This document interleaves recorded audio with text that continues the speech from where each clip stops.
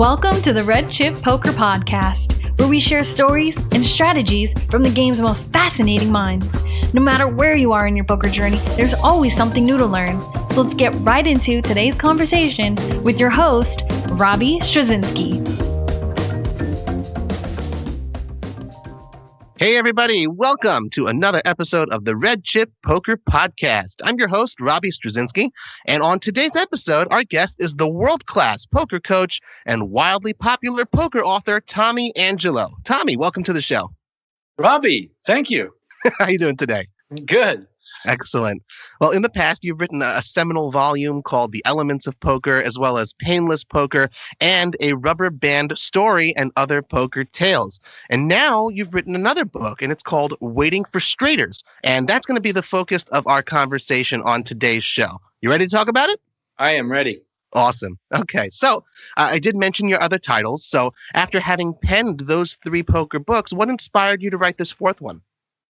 Well, this one is really about betting strategy and not much else. Most of my other books, touch on many aspects of poker outside of betting, such as tilt and bankroll and mental stability, playing your A game more consistently. This book does touch on that, and it does talk about using this particular strategy of waiting for straighters as a tool for mental stability. But that comes at the end of the book. The bulk of this book is really about nuts and bolts betting strategy. And what I realized over the years is when it comes to Hold'em, there was one line that I kept coming upon over and over, and it was the difference between ace 10 and ace 9, the difference between 7 deuce and 6 deuce, which was hands that could flop a straight or backdoor a straight or in some way make a straight with using both cards had a special sort of power that the hands right next to them didn't. Like with queen 5, like if you have queen 5 and you flop a pair, the only way you can improve is to hit another queen or a 5. That's right. If you have queen 8 and you flop a pair, you can still weasel into a straight and have real equity in the hand. So that part of the book is explaining my 20-year discovery of that line, and then how I started implementing it into my game. And then as a result of coaching this particular concept over and over and over like 15, 18 years, it became more and more a part of my game. And then, so this book was just a natural release and collection of that information in this whole strategy. Excellent. Excellent. So you've sort of touched upon it in like a circled around the runway in a way. So just for the sake of being exact here, you use the term straighter, and that's obviously the part of the title of the book. Can you explain, maybe define for us what exactly is a straighter? A straighter in Hold'em is any hand that can flop a straight. So ace 10 is a straighter, ace 9 is not a straighter.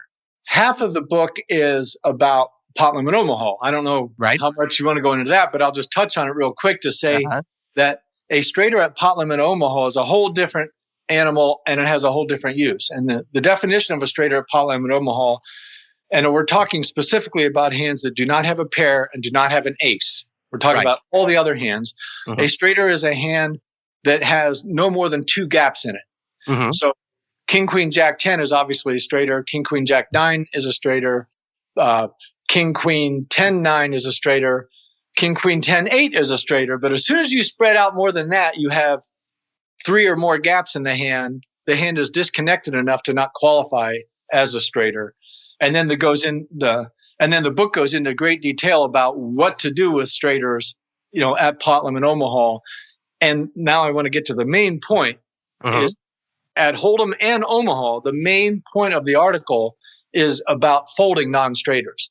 That's why the subtitle is, the title is Waiting for Straighters, and the subtitle is A Pre-Flop Experiment for No Limit Hold'em and Pot Limit Omaha. So what I propose is playing a kind of an absurdly tight pre-flop style in out of position, basing it on waiting for straighters at the very least, folding all other hands, waiting for straighters at pot limit Omaha, folding all other hands.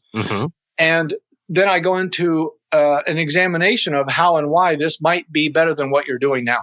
And so the idea isn't to say, here's a strategy that's better than other strategies. The idea is to say, if you're not happy with your results, try this. it might work. I like it. Very nice. Well, like just any big concepts in poker, it always helps when they're broken down. And you very helpfully broke down your entire book here, Waiting for Straighters, into 3 parts. Part 1 is discovery. Part 2 is application. And part 3 is using waiting for straighters to tame tilt, plug leaks, and reduce fear of self. Maybe you can go into a slight bit more detail about what each part focuses on. Sure. Actually, I'd like to start with that last one, which is at the end, because it does really bring it all together. And it touches back to my story of tilt and my great frustration for decades of not being able to play as disciplined as I wanted to. So I was struggling with that and trying to come up with various tools and tricks that could keep me from leaking before the flop. Mm-hmm. And at one point, I got to a point in my game where I decided, okay, I'm just going to figure out what hands I should always fold, no matter what. This is way back going before No Limit was even popular, like back in the 90s, when everyone was playing Limit Hold'em. And that game, it can be a little more logical to be rigid before the flop because low cards just simply don't have much value in that game because so many hands go to showdown. Mm-hmm. So way back then, I've been coming up with ways to help my discipline. And then this idea of having certain hands that I would always fold really saved me and saved my game. And that's why the book ends with that, with this whole idea that if you can have a clear set of rules that you intend to never break, no matter how bad the people are playing, no matter how lucky you feel you are, you can end what I call the pendulum of what professionals go through, which is we play tight, relatively tight within our own game, and we develop a power over the other opponents, and because we can bluff more and more successfully, and we feel good about our own discipline. Then what happens is we abuse that power correctly. You bluff a couple extra times and you get away with it, and it's correct to do so in that environment. But then that leads to a little bit of leaking, and one thing leads to another, and all of a sudden you're seeing too many flops, and this could be over the span of an hour or a week. And then go back to tight and start winning again. And I went through this cycle, so many times, and I just I don't want to do it anymore. I don't want the cycle anymore. I just want to play solid and win all the time without the swings. Who doesn't, right? and this did it for me. This Waiting for Straighters did it for me years ago. Like I said, then I started teaching it. So the last part is about how to use this concept, like you said, to tame tilt and plug leaks. In a sense, it sort of really enhances your discipline. Totally. By quantifying it, by saying, okay, I'm not going to play whatever. Everybody's got to pick their own line. Right. I throw out suggestions, but let's say you decide, okay, I never want to play anything worse than Queen 10 suited under the gun. Let's just say, okay. And now you get Queen 9 suited and you're stuck and you're steaming. And on any other day, you would have played that hand. Right. Okay. But by going through the exercise of the article and actually writing down, these are the hands I do believe I should always fold. Then you're forced to look at your own, tilt and your own leaks and hey, I said I shouldn't play that hand. So this process for some people can really, really help them plug the worst leaks of their game, which is when they're playing hands that are below their known threshold of what they should do. Brilliant. And so before you get to that part 3, then there's also the discovery part and the application. So what's that about? Okay. Well, the discovery in the area of Hold'em has to do with my own discovery of that line between the 3 gaps. The difference between Queen 8 and Queen 7. And one of the things I look at a lot of times is upon what should a decision be based? Should it be based on stack size? Should it be based on how bad the guy's tilting? Should it be based on my cards? Should it be based on position? And so what I found is very oftentimes my pre-flop decision, I believe, should be based that difference between the 3-gapper and 4-gapper. In other words, there are times when I think it's right for me to play Queen 8, when in that same spot, it would be wrong for me to play Queen 7. But there are never any times when I think I should play Queen 7, but not play Queen 6. Exactly. Very nice. I like it. You broke it down because it's your own personal process that you've gone through. It's not just, you thought of some sort of a scientific theory. This is based on experience. It's really interesting to hear that. I will say that myself, I studied, it's a little bit of a different topic here. I studied English linguistics in university. And when I skimmed through your book, it seemed like you also sort of have an affinity for language as well. Is that right? Oh, yes. I'm Okay. actually, I think of myself as a writer who Yes. writes about poker, not a poker player who happens Beautiful. to write about poker. I think of writing as the primary craft that I'm currently working on every day. I love it. In a sense, peas in a pod. I love writing as well.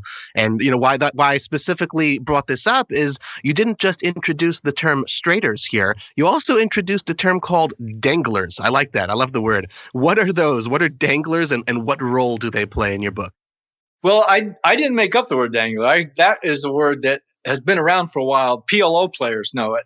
Oh, okay. So I'm not a PLO specialist. Yeah, so you could that's help a me out. very common word in the PLO lexicon. And what a dangler means, it's just like what it sounds like. It's a card that's not connected to the other three cards.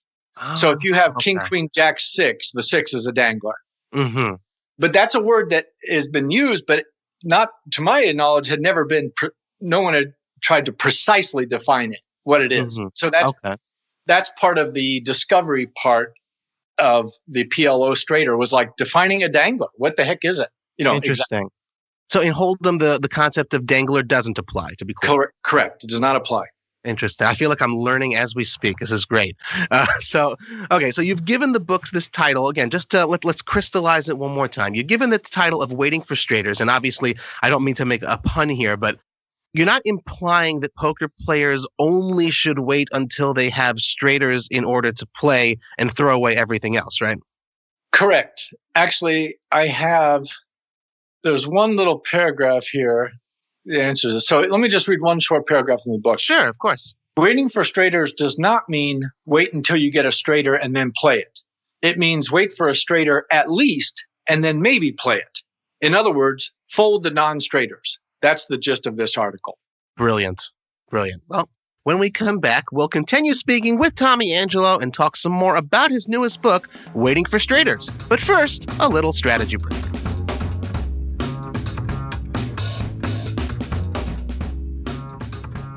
Hello, this is Doug with another mission from my original book, Poker Plays You Can Use. The idea with these missions is to give you clear and concrete advice that you can use the next time at the poker table to make a better player out of you.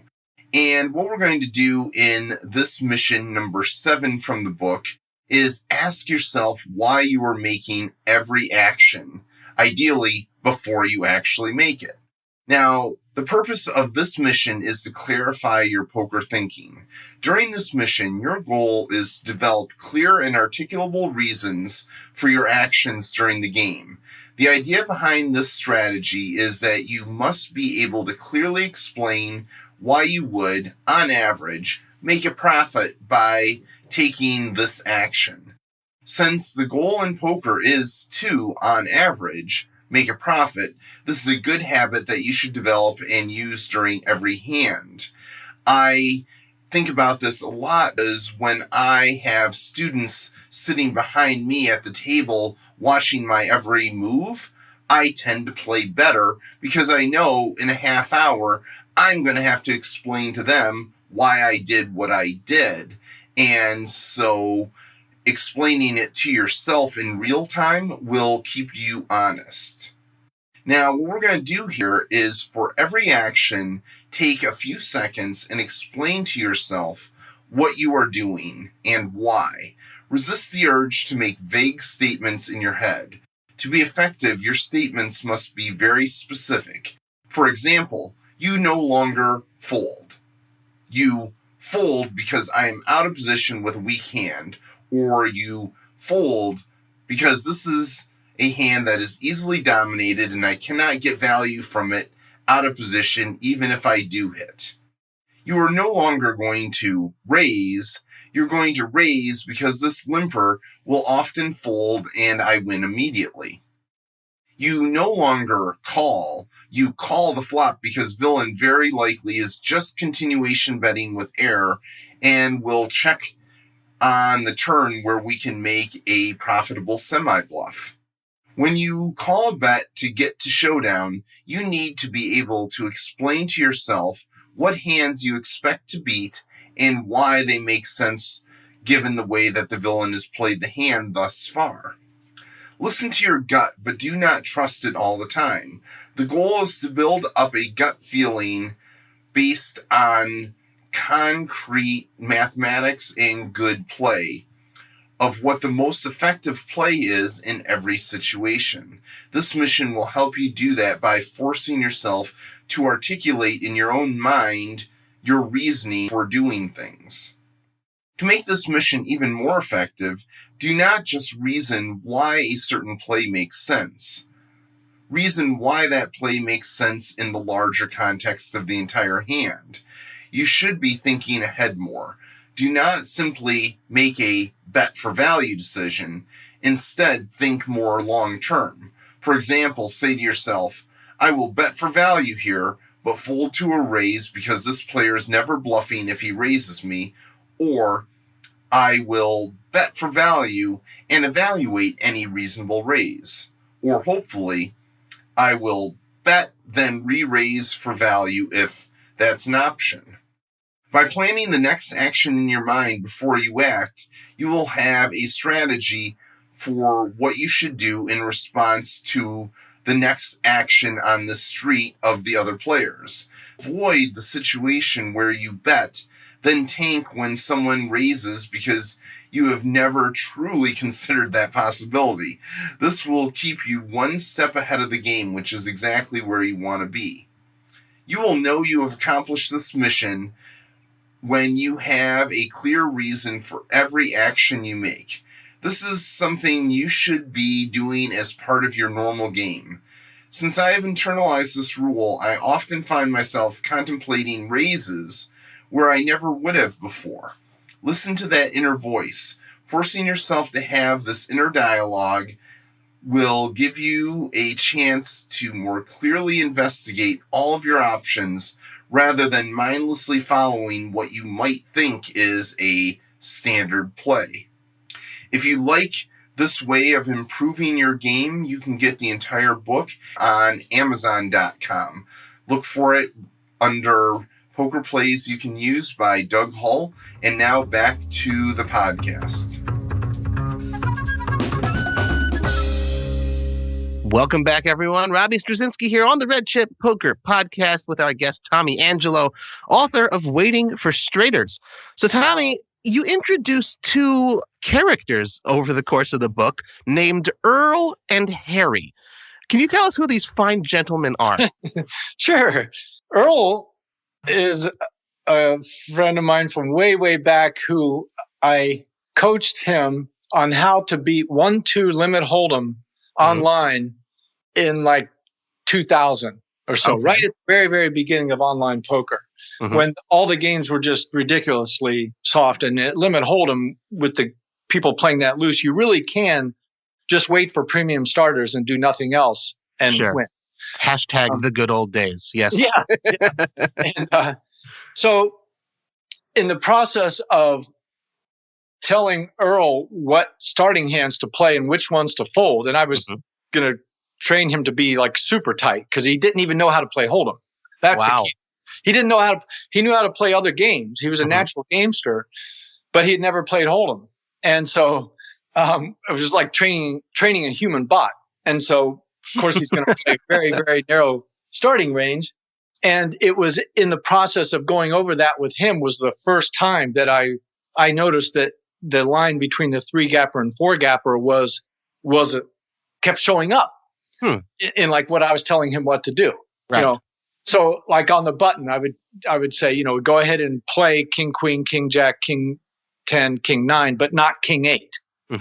You know, so the reason that story is in the book, it was like, this is the very beginning of the discovery for me that this line really, really mattered. Interesting, because, you know, obviously you said you were coaching him, but in fact, he ended up, in a sense, teaching you too. Yeah, just by way of forcing me to go through that process. Yeah. Right. Huh, excellent. And who is Harry then? Harry is a good friend of mine. I coached. Now, this is a different kind of coaching. When I said coached Earl, that really wasn't coaching. That was just telling him what to fold, basically. Oh, okay. With Harry, I coached Harry, my full program about everything. I've been coaching him for a while, and he's gone on to be an extremely successful PLO player. Okay. And so what happened was I was writing Waiting for Straighters, and it was only going to be about Hold'em. And then I had this idea of like, well, maybe there's a PLO straighter. And so Harry and I started kicking that idea around. So he basically helped me co-write, or at least co-conceive a lot of the concepts that are in the PLO section. And so what I did was I wrote some of that in story form to tell the story of how Harry and I were figuring out what is a dangler, what is a straighter at Omaha, when should the exceptions be made, playing as a non-straighter on the button. So he and I formed our little two-man brain trust for several months while I was developing the PLO section of Waiting for Straighters. Excellent. I love the storytelling, and that's why I said two characters. So obviously they are real people, but in a sense they are characters from your book. I couldn't help but notice, as opposed to the other 3 books that you've written, that you decided to make Waiting for Straighters available for free online. So why is that? Yeah, well, I was trying a different model here. So what happened was, Waiting for Straighters was a typical poker article is like 800 to 1,000 words. Right. And a typical book is somewhere in the range of, say, 90,000 words. Okay. Yeah. So, and then there's a thing in the modern world called a long form article, like 3,000 to 5,000 words. And so once I got going with Waiting for Straighters, it was going to be about Hold'em only. I was picturing it as a long form article that would be free at my site, publish it at Poker News and all that. But then I was thinking, well, in the modern world, people do like to have ebooks for this ease of use and storage and all that. And people really love in audiobooks. It's the podcast generation. They go up sales 20% a year every year. And so I had the idea, well, I'll just put it free at my site and then maybe, make an ebook, have that free or whatever. Those are my original thoughts. So then all of a sudden it grew from 5,000 words to 10,000 words. So now it was like a really long form article. Right. Bordering on book size. They say 20,000 words is a book. And I was like, what am I going to do with this thing? And I didn't want to just charge for it because to me, it is a long poker article. That's the voice of it. So I thought, well, I'll put it for free at my site. And anybody that wants to, do the drudgery of reading through one long web page could do that. But for people who wanted the ebook, I basically, you can't have a permanent free ebook at Amazon, and the lowest you can charge is $2.99. You can actually go lower, but anyway, the lowest reasonable price is $2.99. Right. And, so it's $2.99 at Amazon, and then I made the audiobook. And most audiobooks cost $17 to $20 because they're very expensive to produce with all the editing. So happens I'm a sound engineer, so I was able to do because I was in a band for years and I've done tons of recording and poker videos and all that. And so I decided to make the audiobook, and I knew it would be shorter. And audiobook prices are based on length. So it ended up being only $6. Very nice. Oh, interesting. Well, we had a goal. I mean, we had a saying in high school, what's the only thing better than food is free food. So like, what's the only thing better than a poker book is a free poker book. That's for sure. I will go off script a little bit because he said something very interesting. You're a sound engineer and you played in a band. What sort of music and what sort of music do you like listening to as well? For listening, I like rock and roll. But for playing, I've done everything. In the 80s, I made my living playing country and rock. In a band. We played 5 or 6 nights a week, 50 weeks a year. I mean, we were like a serious workhorse band, and we were all full timers. Wow. And I've done a lot of musical projects and various things, and I still play all the time. I just took up harmonica a couple years ago. So playing music is still a big part of my life, but I don't do it professionally anymore. Sure. Oh, that's really cool. Do you ever listen to music while you play? Do you find that maybe relaxes you a little bit? I do. I do. I probably listen to music on average 5 minutes out of every hour on average. That's a significant amount, actually, when you think about it. Yeah, it's just one of my little calming agents that I use as I feel like it, or if I'm just in the mood to hear some music. But I always turn it down as soon as when the cards are dealt. If I'm going to see the flop, I turn it off. Right. There'll be time enough for listening when the dealing's done. Right. There you go. All right. So everything we've spoken about today, and of course the main concept of the book, Straters, it applies to flop games, as you mentioned, Hold'em and Omaha. And obviously there are other poker variants like stud games, like draw games. Do you play any of those games? And maybe perhaps in the future you see yourself penning future books that cover those games too? Well, I did used to play a lot of 7-card stud back when that was the only other game besides Limit Hold'em. But I haven't played Limit Hold'em or stud in many years, and I don't intend to be writing about them. Right, you got to stick with what you know. Then I hear that. So I always like that. Even when they say when you're playing like the dealer's choice games at the WSOP, whatever it is, you always got to play your strongest games, and I totally understand that. Yeah.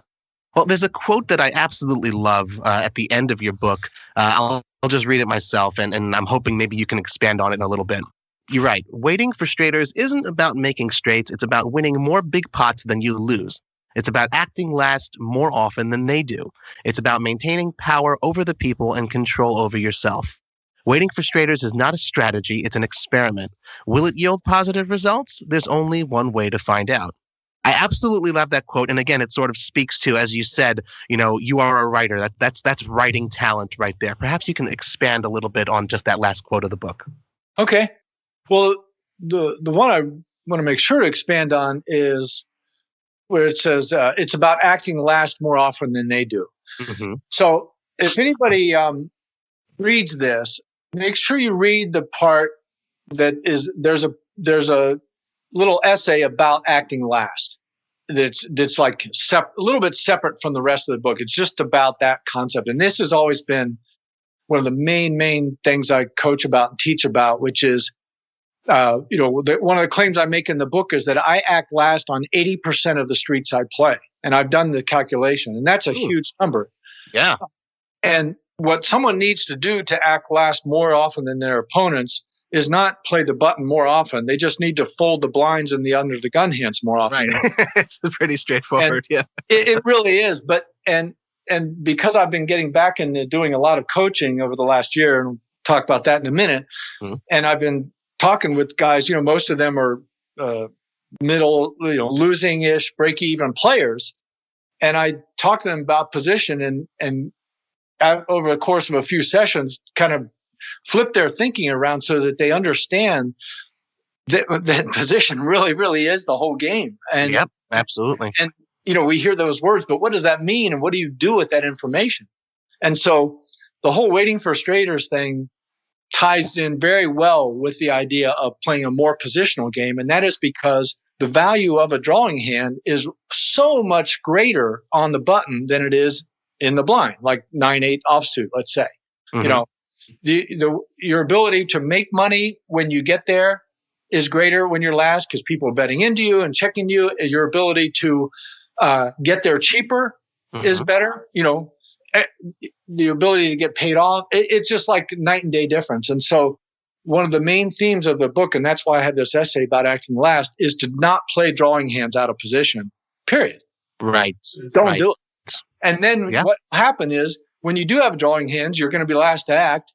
And when you have your pairs and ace king, those are the hands you're going to play out of position, basically. And those hands are much, much easier to play out of position, and their profit doesn't swing hugely on the positional consequence the way drawing hands do. Oh, absolutely. So the message of acting last and how to do that and why it's important is a big part of what's in the article. Yeah, 100%. And, it harkens back again to something that we discussed already in this podcast about the idea of having more discipline. And in general, anyone who's ever played Hold'em or Omaha understands that poker to a very large extent is a game of waiting. And here you have it, first word of your title. You can't force the action. Sometimes you just have to wait for the Straters to come. Well, in introducing you, Tommy, we mentioned that, of course, you do coach poker as well.